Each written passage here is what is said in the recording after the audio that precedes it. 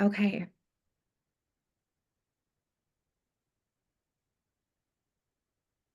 Just want to make sure we have everyone here.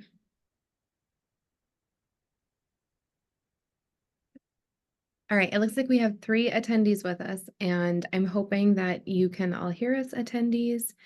My Zoom is being slightly glitchy today, so thank you for your patience.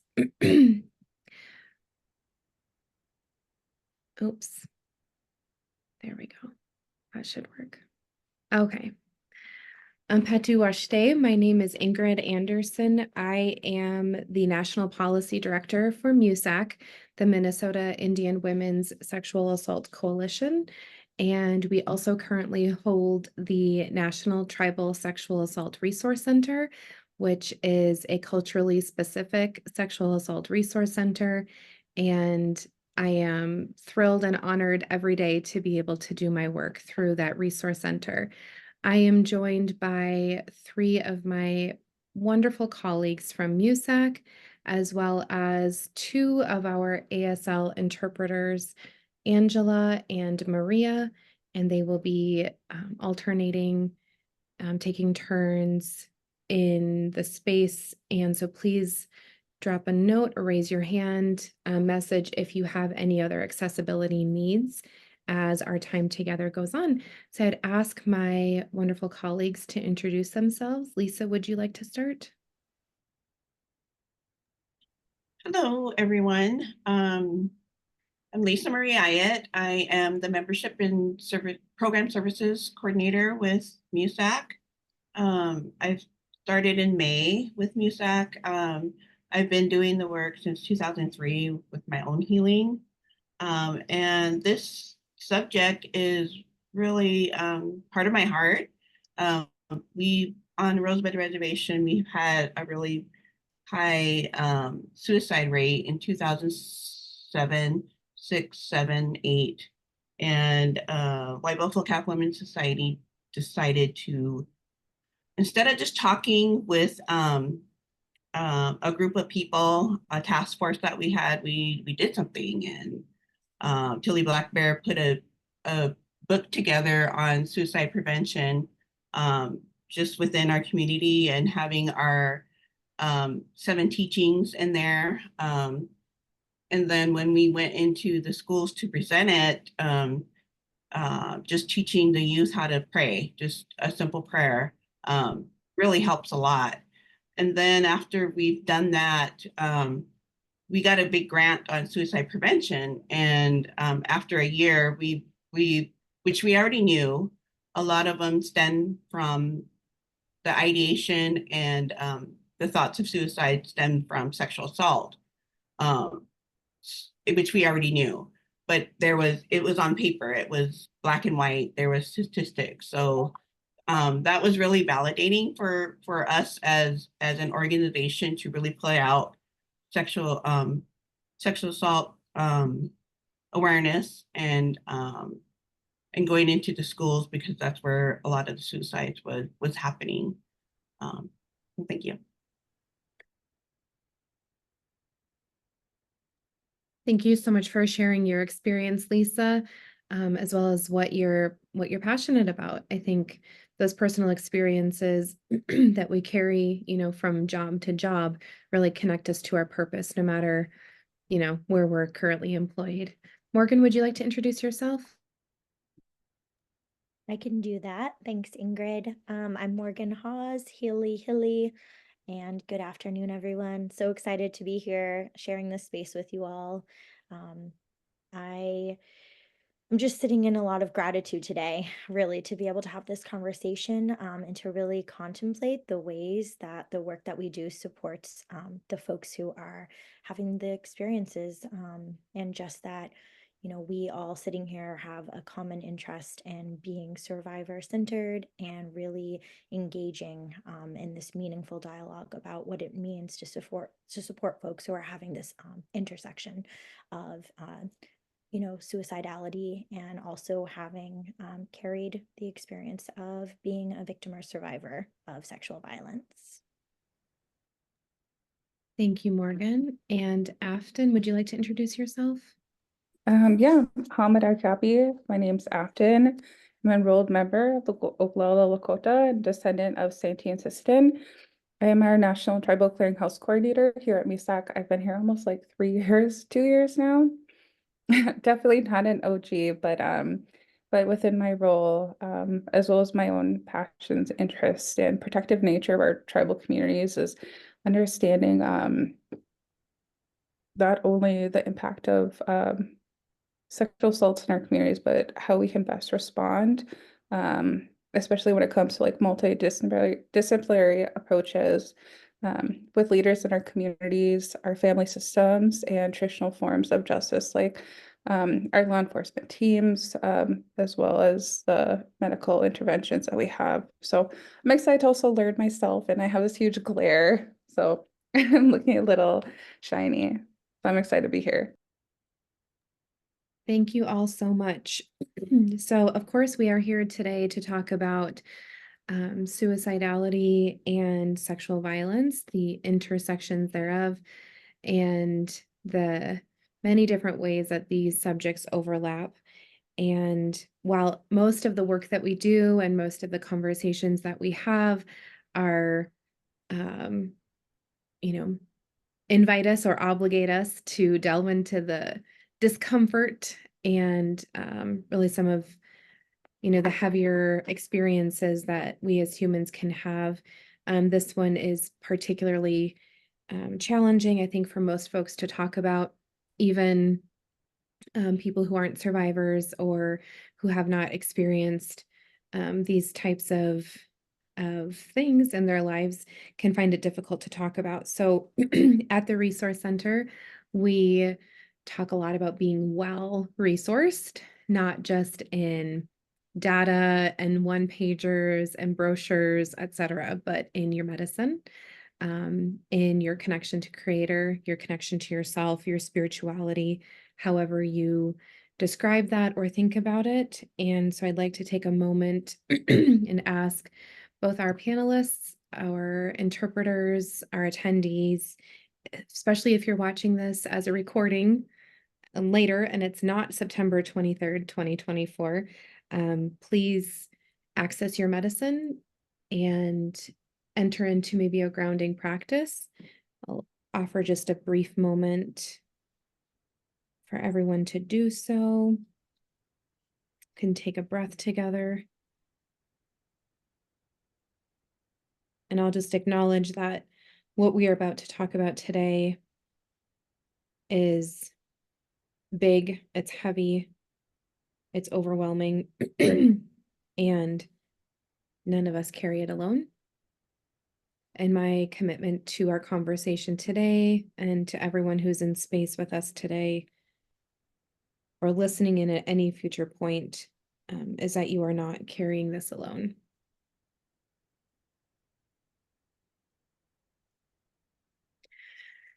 Take a breath together and let's dive in. So a little bit of what we talked about in our introductions. Lisa, I believe that you touched on this, and Afton, you spoke about this as well, about being protective of our communities and thinking about, I'm just thinking about the ways in which what we see in our communities and our children and our elders, our relatives can inspire us to have these conversations. Maybe we can be a little bit more courageous in these conversations when it seems like, our relatives are paying a huge cost, a huge price as survivors and as victims of sexual violence. And so I think I'd like to start by talking about some of the myths or misunderstandings or misinterpretations of behavior and language around suicide, suicidality, suicide prevention. There's a lot of words and terms that we've developed around this issue. But I think the myths are most pervasive because we don't have good, clear, shared understandings of language to talk about these things. I'm thinking even about a distinction between self-harm or self-mutilation, and then suicidality, or suicidal ideation. And I think that gets a little bit into as well the difference between passive and active suicidal ideation. I think sometimes we hear people describing thoughts of self-harm or thoughts of suicide, and our reaction, can be, as it should be, immediate and sometimes even overwhelming, when we hear these things. And so I'm wondering, what are some of those misunderstandings that you have heard, that you've maybe borne witness to or interrupted in your work?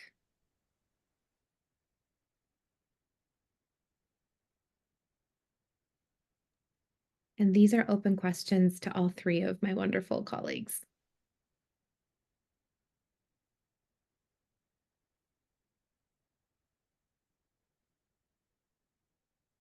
I can speak, Ingrid. I think that, in my personal experience, I've thought a lot about how does the language and the terms that we apply, um, really sort of encompass what someone experiences, right? And you can't do that in one word or one phrase. And so in some ways, like the language is context. It means a lot, right? Because we're really trying to examine how somebody thinks and feels and acts and all of these things that we can't just capture with one word. And is it the word that someone would use to refer to themselves or their experience too? Like, where did these words come from? Like, whose purpose do they, sort of who's benefiting and who do they serve? I think a lot about that in language, because language is intentional, and sometimes people don't view it that way. But also when we talk about passive and active, I think what sort of draws me about just the different definitions and characteristics of this terminology is assumptions. And what assumptions sort of do we make about folks, about their differing experiences, about who they are as human beings and people, their walk of life, their path, and how does that impact them to know that these particular words that we use are grounded in assumptions and values. And it makes me think about our Indigenous values and how are we applying these, and do they align to the work that we are doing and the impact that we want to have? And Lisa, when you were introducing yourself, you talked about seeing suicide unfold as a crisis in your community. You talked about putting together resources and surveying your community to learn about what was really going on. And I wonder, can you speak about the language that was used and the intention that was put into to addressing this in your community? And did you have these similar thoughts or reflections as you were putting these documents together about what language to use and for what purpose? Um, sure. So when the suicide started occurring, we did a task force, obviously, and it was across a multi task force, right? And we were talking for maybe about a year, but nobody was really doing anything about it. And so we started doing going into the schools and doing some suicide prevention. It wasn't anything formal. And then the task force started bringing in people to do Safe Talk or Assist or these programs, right, of suicide prevention. And so from doing those, Tilly Black Bear teamed up with a behavioral health person, and they came out with a book, because from talking with kids in the schools, and then talking within the task force, we noticed that it was there was a lot of kids that weren't, because of boarding school, And because of their parents not wanting them to go to church or talk about, so they didn't have a grasp at prayer and just having spirituality and being okay with saying just a simple prayer and how it looks and how it feels.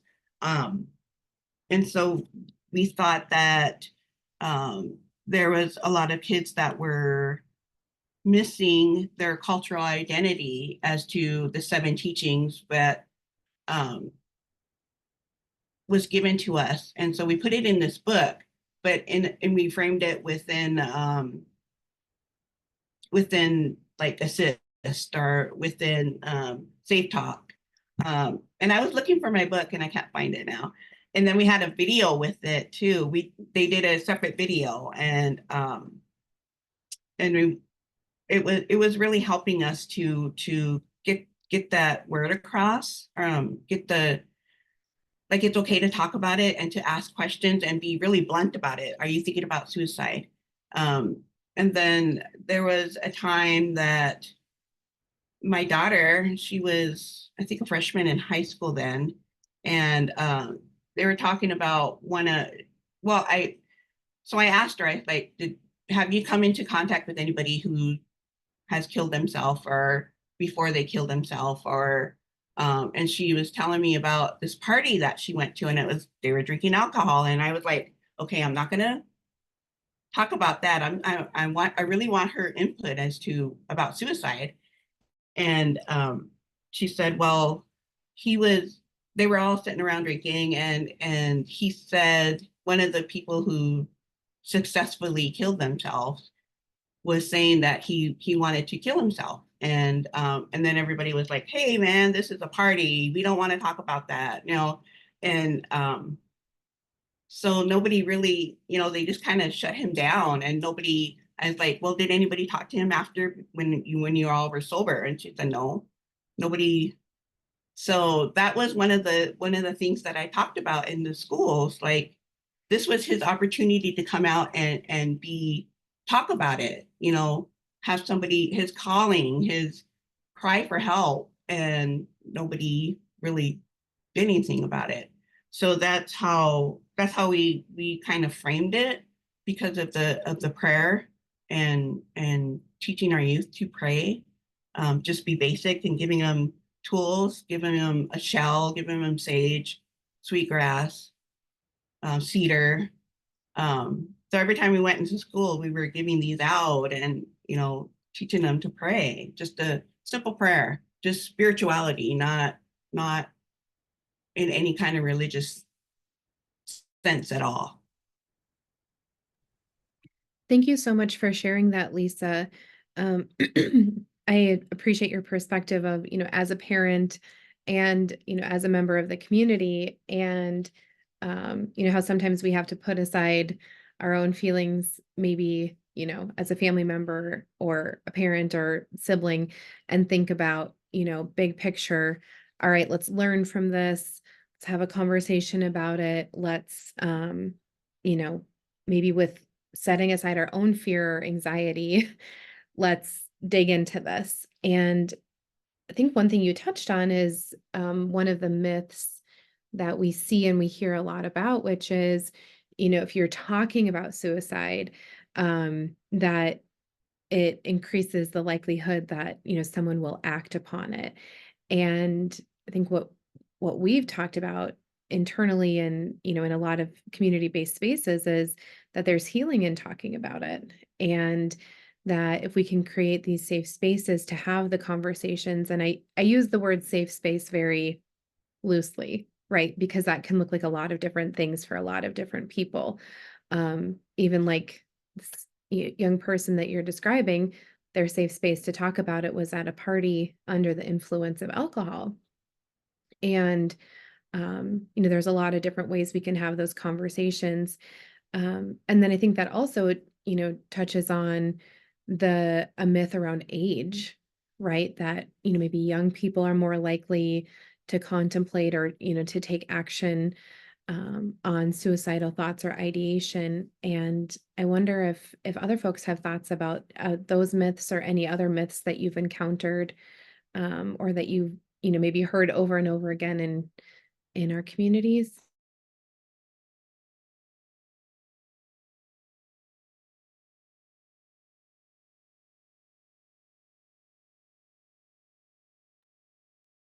Another myth I'm just thinking of that kind of connects with this as well is, the myth that, once a person is talking about suicide or, experiencing suicidal ideation, that they will always feel this way.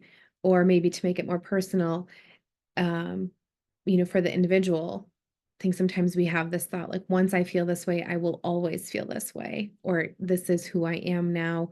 This is my identity.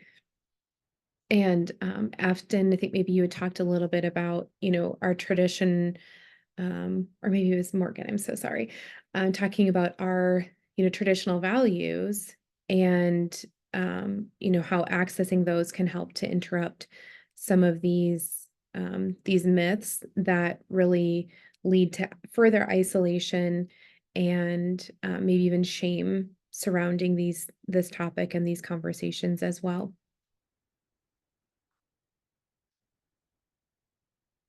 Yeah, some things that I can think about, even the general nature and kind of Western attitudes towards adolescents and youth is over an idea that they're over dramatic, or there's a lot of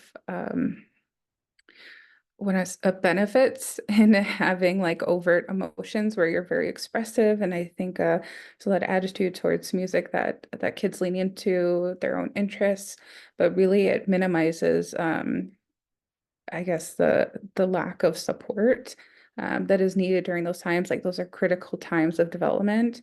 Like we have ceremonies in place to protect and uplift and surround young men, young women, and young folks who are making that journey into young adulthood. And so when like the general culture of minimizing youth, like that is not an aspect of our culture that we share. And then that leaves a huge gap in youth receiving services. So it comes back into culture offering that support. Is that building on those traditions, making sure that these ceremonies are in place to kind of hold hand as someone emerges into young adulthood. And that going back to the practice that we talk a lot about Misak is that we never had orphans. Like we had honka ceremonies that no one ever had to go through life alone. And in the place that there's a time of when something terrible happened, is that we were there to support and honor that person. And even in hard times and making it through it, people would even receive gifts and feathers for their accomplishments as they overcame that.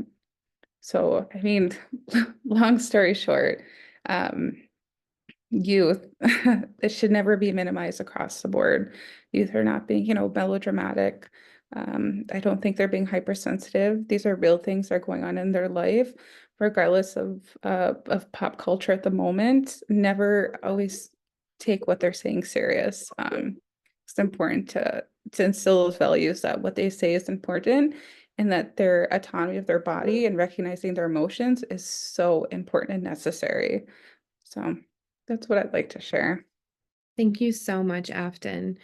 I was just having this conversation yesterday because, of course, even when I'm in casual social settings, these are the types of conversations that I have, about, people that I was speaking with a non-native man, talking about how difficult it is for people in general to accept that what a young person tells them is the truth.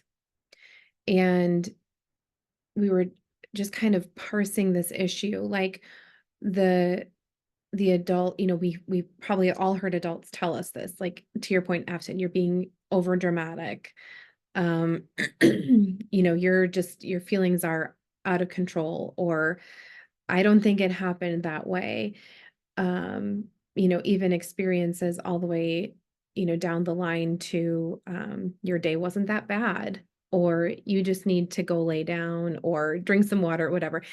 all these little things we do to delegitimize the feelings of our children and of our young people.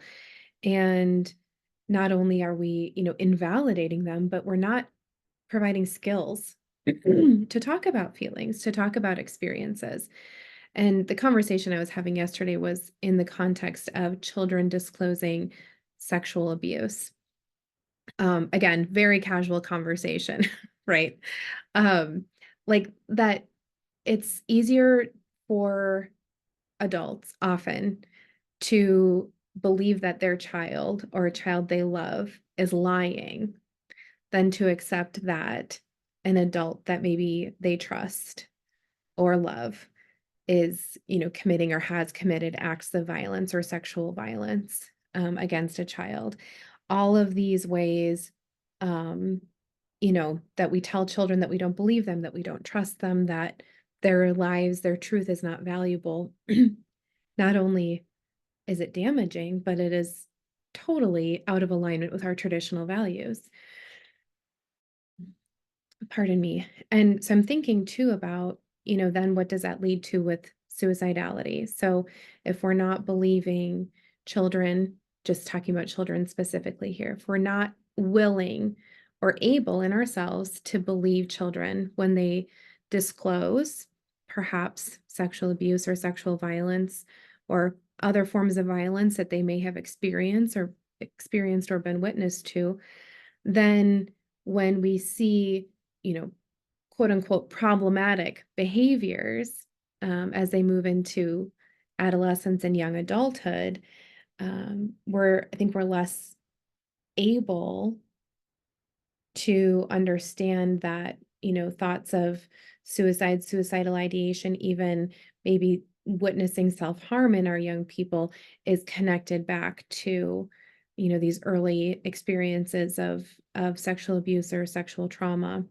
And again, we are not teaching our young people how to talk about these things because we ourselves are so unskilled in how to talk about them.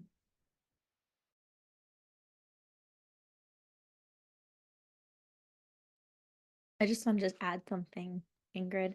Um, as the mom of three kids, two who are relatively young, I think that, it brings up such a good point, right? Again, like, how are we valuing our children, their experiences, their voices? And also, we know that with that element of blame and shame that comes with having been the victim or survivor of some type of violence, whatever that looks like, that not feeling silenced and not feeling like you can share your voice is really isolating.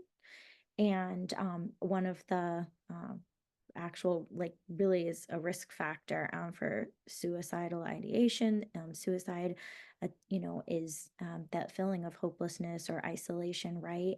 Especially knowing that we have such disproportionately high rates of violence in our communities. How can we be proactive is sort of the thought. And how do we create support systems or dismantle systems that aren't working, so that we can reconfigure them to really be able to provide those services, and even, as we've all just like had this conversation, a space for folks to process or to feel heard or to feel seen or to feel like they're validated, and who are the adults that folks can talk to, or that they can, confide in if need be, that would be able to share resources, like Lisa was saying, right? There's this belief that most suicides happen like all of a sudden, like somebody just makes up their mind one day, but that's not typically the case. Usually there's, whether that's a cry for help, like you said, Lisa, or, small things as someone's trying to reach out or trying to understand things, or using their phone to Google hotlines, and I think that it's just figuring out how do we help put those pieces of the puzzle together so that folks do have that access, those entry points too. So, Lisa, you mentioned something very interesting in your introduction. You talked about your own healing journey and that the work that you've done is part of that, like your professional work as part of your healing journey. I hope I'm not mischaracterizing that. But I'm thinking too, Morgan and Afton, what you've talked about, especially with our young people, is that, we're responsible, whether there are, our biological children or, our relatives, our community members, that part of our traditional value system is that we're responsible to and for each other. And I think about this sometimes, like healing can feel very selfish, and also healing really is, for the benefit of everyone around me. And I think we've come to rely on sayings like hurt people, and, intergenerational trauma. We talk about these things very loosely, but then when there's a tragedy in a community, whether if it's a young person, um, you know, dying by suicide, or even an elder, um, which, and the community I live right now, we had, a kind of a year or so where several, men of early retirement age, um, lost their lives to suicide as well. I'm just thinking about, what it means to my community to heal, to access services, not only to lead by example, but also then to be able to be of service and to be able to see these things clearly. And instead of reacting or, responding from a place of my trauma, to be able to respond in a well-resourced way, right? In a way where I not only know the hotlines and the statistics and that type of thing, but where I am safe in and of myself, and can offer that back to my community. So I'm thinking, Morgan, can you talk a little bit about the difference between those risk factors and then also root causes? Because I think that those are also two terms that are used interchangeably, and we're not terribly skilled about how to talk about them. Yeah, thanks for that question, Ingrid. I think that they are used interchangeably, and in some cases, I think there's some overlap. But, I was thinking a lot about this today, right? Like root causes. So we're talking about systems, processes, like structural things, right? What are the underlying reasons that something exists, whatever that is, whatever the issue is, phenomenon, whatever folks want to call it, right? How has this come to be, essentially? And then when we talk about risk factors, we're talking about like what some folks might say predisposition or likelihood, right? These are terms that folks might use in academia or otherwise, but really, what's the chance that something is going to happen? Or what would increase the chance of something happening, right? Or kind of um, impact something happening. And so when I think about risk factors for suicidality, you know, I think we're talking about things that could be related to demographics. So, that might be age, like we've mentioned, maybe not, but actually, I think surprisingly, the group that has the highest, rate for suicide is actually like middle aged, not youth, which folks often misunderstand those statistics, I think, or think that that's the other way around. And then we're talking about like, ethnicity, race, right? So, you know, we know that, for example, folks who are Native have the highest rates of suicide in the country, right? And our youth, it's 2.5 times higher than other youth in the US. And then we have things like maybe exposure to environmental factors or health, and then also if folks have previously attempted suicide, that's an increased risk, history of mental, health concerns or disorder. And that doesn't mean that that's right, like that's going to be a cause. It just means that it's a factor. And then chronic illness and such financial problems, which I think is probably we see aligned with, again, that increased risk in the middle age category. Things like substance use, like Lisa had pointed out, right? And then feelings of hopelessness, impulses, like lack of impulse control, or those types of tendencies. And then, of course, violence, so victimization or perpetration. because we know that sometimes we do see murder suicides occur. And so that's where we would see that. So, there's these risk factors, but then there's root causes, right? So we're talking about social determinants of health, discrimination, poverty, unemployment, lack of access to food and housing, systemic things like oppression, intergenerational traumas, like you mentioned, um, and also just institutionalized structures and systems, right? So capitalism, patriarchy, racism, things that allow like that perpetration of violence, that they support them. And so those are things that are fundamental, right? Some folks can't, you can't choose to leave poverty, for example. So that's something that people are living with, and that that's where they're at, right? And so how do we meet folks where they're at, knowing that there are root causes, structural inequities that make it really challenging for folks to be able to feel like they have access to the things that they need. Then sometimes the lack of access to things we need, food, housing, employment, really like compounds anything that we might be feeling as a human being, as an individual, in our mind, our body, our spirit. And I just think of the medicine wheel. How can we feel whole or healthy if we're not able to have basic needs met? And I think that's where we see it for me, that relationship to understanding root causes and risk factors, because it's one thing to say, oh, well, this person had, increased risk because of mental health, but okay, but also were they not able to access healthcare because of a root cause, like one of those social determinants or several of the social determinants of health? If they don't have healthcare, well, how can they get treatment for their any mental health issues or disorders that they have? And so it's not putting the onus on the individual, but rather saying that we maybe need to do a better job of coordinating and making things accessible for folks when they need them. And Morgan, what I'm hearing you describe really is almost like further isolation in the experience of the act of suicide or the experience of suicidal ideation, um, almost as if like that shame and blame really just hones in on the individual. And we think we've all heard this, right? Like, we had no idea, right? It was totally out of the blue.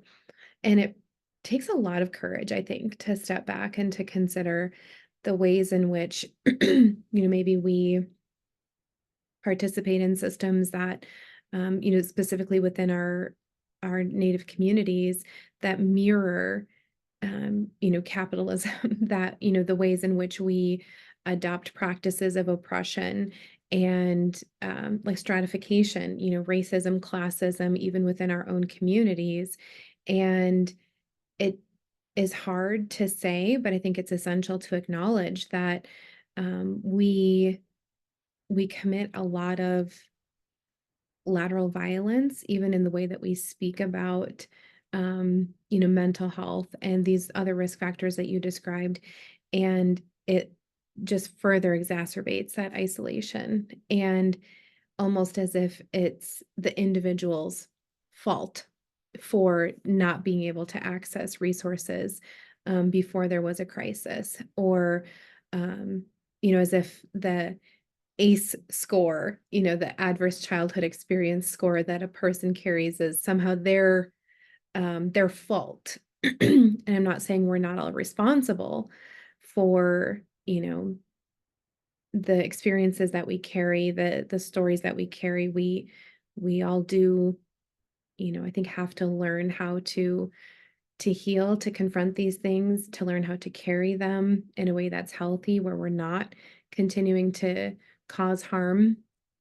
But there is a way, I think, to talk about these issues, these risk factors, these root causes that forges community, that can bring us together instead of, further isolating us. And, I'm thinking about, the many ways that we can come together to address the basic needs. I think about, our ceremonies. I think about the ways that, or I should say the purposes for which our communities come together. And it often is to meet basic needs, right? To come together to access medicine, to, um, to be fed, to feed, to be in connection with each other. And those, like the support to meet basic needs, not only does it, I think, improve health, physical, mental, spiritual health, but also, just the very act of coming together as a community, can disrupt a lot of those risk factors. And I think we talk, sometimes very casually about culture as prevention, but I think that can be kind of a unifying theme, to think about everything that we do, even this conversation, right? Coming together as a community to talk about these things, like this is prevention in and of itself. And I hope, for folks listening too, that you understand that, and can feel like you're not alone, even if you're doing the work or you've experienced this maybe in your personal life. You're not alone, and you simply, well, you just do have support. And that's kind of what we're here to talk about. And thinking also about the support that we need, to disrupt those patterns of isolation, those patterns that kind of like allow risk factors to kind of run rampant, I guess, to rule our lives uninterrupted. And I'm thinking about those access to services, not only, a hotline, but thinking about other services, other community-based services, that we need more of, or that we need better access to. I wonder, Afton, if you can speak about some of those services or programs or models of service provision that can work to interrupt those, you know, thoughts or patterns of isolation, shame, and blame, those factors of colonization as well. Yeah, yeah, something I'm thinking about is that there's often that trope that that our community are responsible for a lot of the mishappenings that are going on against our people. It's often O2, if that community had this or that, or they should handle within their own. But so so while there may be some wait, let me back up.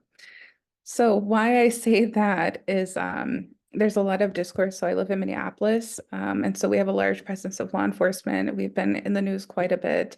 And that kind of brings me to the point of is that often our first responders in these large systems is not always law enforcement. It is not always EMT medical services. It's often our robust youth programs, elder programs, food programs, as well as housing programs that have that first step where we engage with each other, asking, how are you authentically doing in a genuine way? Like, how are you doing today? Here is something that I can pass off to you. Or, let's pray, let's smudge. Whatever we do in the beginning, we want to acknowledge each other's presence in relationship to Creator, that we're all seeing here, regardless of, any hierarchy that may be, or any kind of like role kind of restriction, whether it's like advocate, survivor. But sometimes there's a disillusion that, well, the community can handle it themselves. So that's what I was getting at the beginning, is that the community can handle it themselves. But really, I think the systems need to adjust and really kind of find a way to work alongside our community in a way that is trauma informed. And that's just not, that's not an exception for only our community, but everywhere. It's proven it's what best that when you're trauma informed, you have better results and outcomes. So I kind of even think about, what does it mean engaging law enforcement when someone is having suicidal ideation or thoughts of harm or looking to act on it? And then when there's a police presence there, it may not go towards the survivor or the victim who are undergoing those thoughts, and instead be a protective measure of the law enforcement for themselves.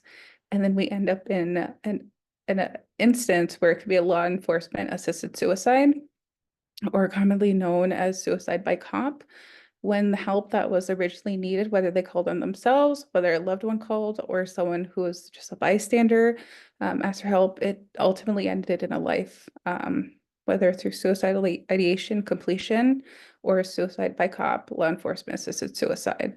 So in the end, there was no mediator. A person's life was lost. And these systems that are set up are just sometimes not there to support and equipped. And our first responders truly are our communities that we check in. But what happens when the system doesn't extend that cultural understanding and reaching people who are undergoing these heavy topics and heavy of times? Because like someone said, it's not isolated, it just doesn't come out. It's a perfect storm of a lot of situations that are coming on at the same time that is often overlooked and overseen. It's when law enforcement show up without being grounded in cultural practices or trauma informed. It's an outcome that nobody wants to see. So I guess we're still kind of looking for law enforcement to evolve across tribe, state, federal. Is that's something that's still kind of being worked out. But I hope to see more folks adapting to trauma-informed responses and having authentic and meaningful relationships with their communities, as well as mental health professionals or even peer advocates. I think that's a great way to engage the community. Long-winded, sorry, y'all. Thank you so much for that perspective, Afton. I think a lot about, what tools are we actively and intentionally equipping people in our communities, ourselves, first responders to carry. And are we investing in the systems that we expect to step in and intervene, when there is a crisis? And I think there's a temptation, at least for me, to think like, oh, there are these systems that are outside of me, but they will react just perfectly when I'm in a crisis and unable to advocate for myself, right? And I think I'm hopeful that that's what these types of conversations, like we're having today, really will inspire folks to do is to begin advocating before there's a crisis. And not maybe advocating for, a specific individual, although most of us are advocates on some level, but to also be courageous and to be willing to advocate, for systems change. And I think there's been an enormous amount of progress made, even in like the last 10 years, 5 to 10 years, around, law enforcement intervention, first responder intervention when there's a individual experiencing, thoughts of suicide or contemplating suicide, taking action on suicidal ideation. And also there is a need to continue these conversations. So I think that this gets back to, what Morgan was teaching us about root causes and risk factors is, we can't just look at, the crisis of sexual violence against Native women in isolation, and then look at the crisis of losing our relatives to suicide, also in isolation. All of these things are connected. And when we are, you know, doing our prevention work, our sexual violence prevention work, are we also connecting this to, mental health? Are we connecting this to those root causes, Morgan, like you were talking about? When we are training advocates, when we're talking to advocates, sexual violence, sexual assault advocates, are we also equipping them to be able to hold all of this, to hold an understanding of these risk factors and the way that this all interplays.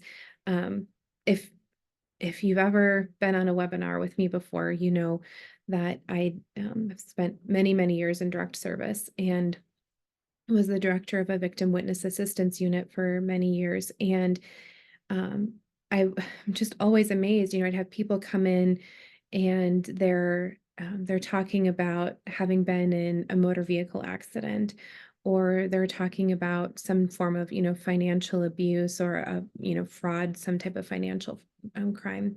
And almost always, when there was a disclosure of domestic violence or some type of intimate partner violence, after 2, 3, 4 meetings, we'd get back to childhood, we'd get back to early adulthood, and we'd start to uncover these instances of sexual violence, sexual harassment in the workplace, um, you know, sexual coercion or violence being committed by a spouse, by a long-term partner. And I'm just kind of in awe of how ill-equipped I was working within the criminal justice system to go back and address that early victimization that no one could deny was absolutely impacting the present issue, but that I could not go back and really do anything about that. I could refer to services, right? But I was not really allowed or equipped to talk about how all of this connects. And I think that's the conversation that we are privileged to be able to have, as Native people, because we do have a fundamentally different understanding of the world and of this human experience than most folks doing mainstream work have. That we can see these interconnections. I guess I'm wondering, do any of you have any thoughts or tips or ideas, tools to help us start to kind of bring all of these things together in the way that we talk about sexual violence, in the way that maybe advocates, can move forward into that next conversation with someone that they're serving, even maybe with their colleague or with their supervisor, to start to kind of bring these things together.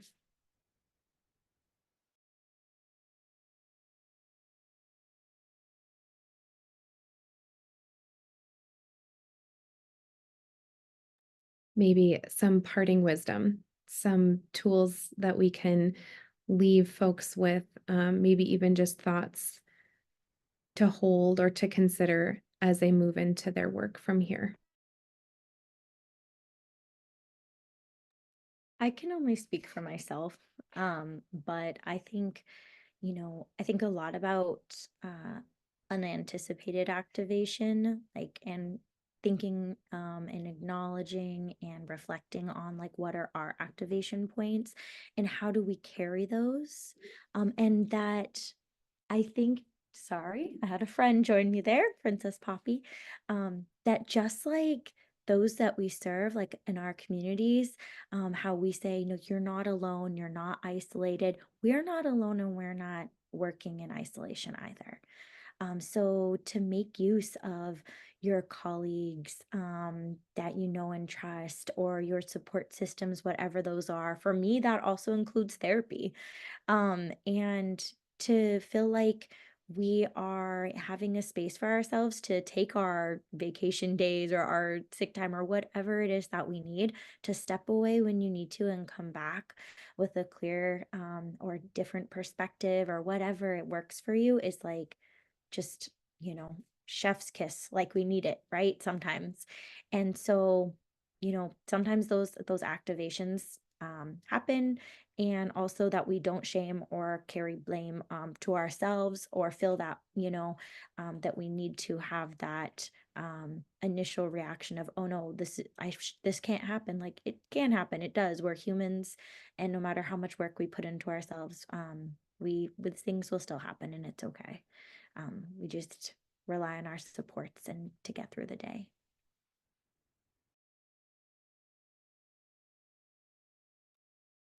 I can I can add some. So before I started doing the work, and I was working in banking, and I was in Washington State, and I had I was the teller supervisor, and one of my tellers, um, so that right after 9/11, and there was a bunch of rules that and regulations that the banks have to do. And so I had to tell my tellers what, we can only give so much money out to people because they might think that, oh, the world's ending, I'm gonna take all my money out of the bank, right? So there is things that I need to go talk with each teller. And so while I was doing that, I was asking them what they thought about it. And one of my tellers was like, well, I'm mad. All of these people get to go see God and I don't. And I was like, okay, um, why do you think that way? And so she was like, well, um, I want to go see God. I'm going to be happier there. I'm not happy here. I want to go. So I was like, okay, let's have dinner. Let's have dinner sometime this week. And she's like, okay, tomorrow night I can have dinner. And so I go home and I'm like, oh my gosh, what do I do? What am I gonna do? So I called Tilly, of course, and I asked her, what what should I what should I be telling her? How should I go about this? And what in our Lakota spirituality, what it is that how do we address this, or how do we and she was telling me that we just go no matter how we die, we all go to the happy hunting ground. We all go into the stars, and that's it's the way our mind is. Where our mind is at the time is if we stay on this plane or go to the next plane or go to a different place. And that's why our ceremonies come in to have our spirit go to where it's supposed to go and guide it there, and have people come and bring them to that place. Um, so it wasn't like a sin or you're going to go to hell, or that's not our spirituality. And so I'm having dinner with her and I'm thinking, okay, I can share that with her. But then she starts telling me that, well, I've been to all of the religions. I've been to a Jewish synagogue. I've been to churches. I've been to all the different denominations of Christianity, um, Judaism, Hinduism. She's gone to all of those, and they all said, "You're going to go to hell. It's bad to kill yourself. You're going to go to hell." So she didn't. That's the only thing that was keeping her alive. And I found out that she's bipolar. I found out that her dad committed suicide when he was 30 and she was approaching her 30th birthday. So all of these things were coming together, right? And so I'm thinking, well, I can't tell her that it's okay. And look what the spirituality that it's where your mind is. And so I just kept talking with her. She told me she was taking new medication, and I would talk to her. And then when I observed her, I noticed that some days she would just be really, really low. And then some days she was just like super happy, super.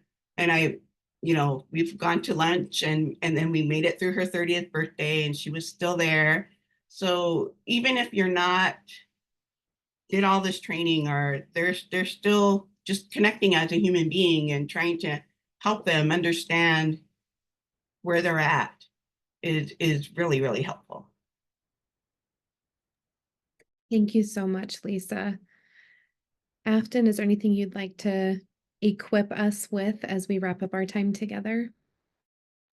I think the biggest thing is that during these times is that you just want to keep extending kinship and family to folks, is that just reach out.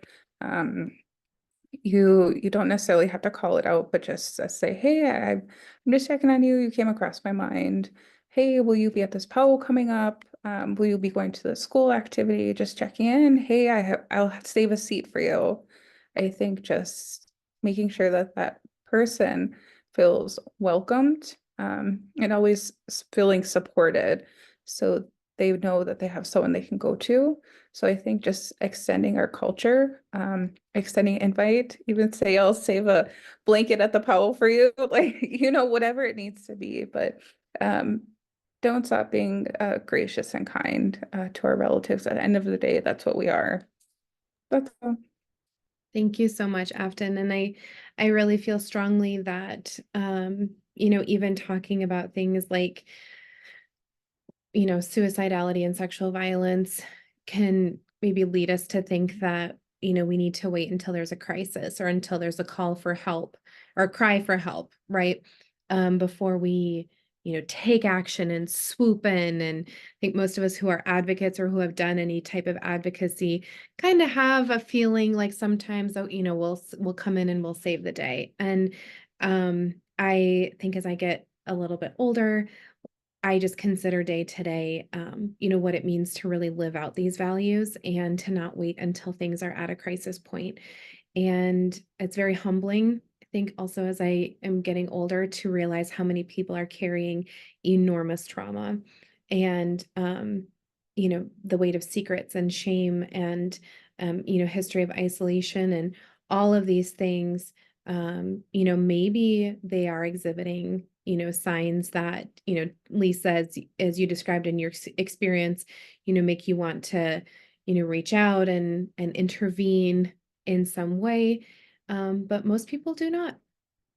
And I am grateful for our time together because I think that this is part of healing as well. To be able to talk, to be able to be in connection and communication and relationship with you all here. And I, you know, endeavor in myself to, you know, not wait until there's a crisis or not wait until things feel so enormous that um, you know, that it, you know, we leads to a darker, sad, or tragic experience, but really to find health, to find wellness, to find healing for myself and as an individual by being in connection with each other. I am just humbled and honored by what you each have shared in our space together today. I want to extend gratitude to our attendees, our participants today. And if you're watching this as a recording, we certainly encourage you to reach out if you would like to continue this conversation. If you perhaps are an advocate, a service provider in some way, and you're interested in any type of further training or technical assistance on how to support advocates or direct service staff, a community in general in addressing these things, we know that sexual violence does not happen in isolation. We know that.